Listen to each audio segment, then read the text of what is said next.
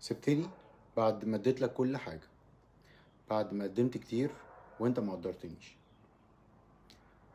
ساعات بنسمع الجملة دي في العلاقات، واحيانا بيكون الطرف اللي شايف انه مظلوم حقيقي هو بيكون مظلوم، لكن بيكون ظالم نفسه، ما بيكونش حد ظلمه، بس بيرمي الاتهام او اسقاط على غيره.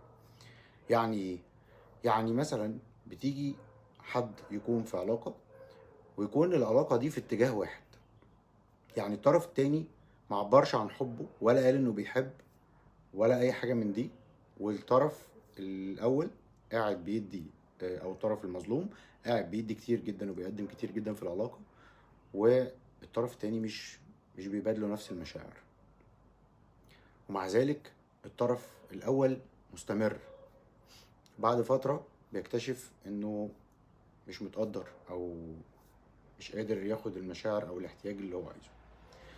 طيب، الموضوع ده احيانا بيبقى مشكلته في حاجة، ان الطرف الاول بيكون عنده احتياج عاطفي، فبيكون عايز يدي كتير جدا جدا عشان ياخد المقابل.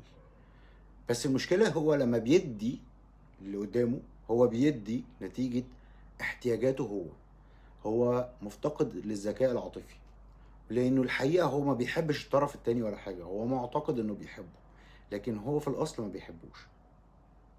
هو بس بيقدم كتير عشان مستني العوض، او مستني الطرف الاخر يعوض له احتياجاته.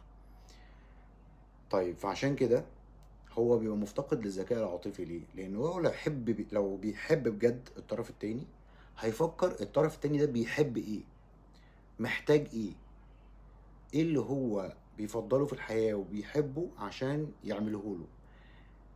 لكن الاصل هو بيعمل حاجات كتير جدا جدا مش في احتياجات اصلا الطرف التاني اصلا مش شايفها، لانه هو مش بيحبها.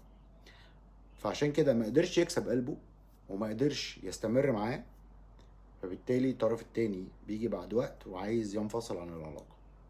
يعمل ايه الطرف الاول؟ يقول له لا، انت ظلمتني وانت استغلتني وانا قدمت لك كتير وانت في الاخر سبتني. فاحب اقول للطرف بقى التاني انه ما تحسش بالذنب، لانه انت من الاول لو كنت صريح وقلت ان انت ما عندكش مشاعر، وكمان انت ما عبرتش عن ده باي شكل وما قلتش اي مشاعر كده من جواك، فما تلومش نفسك.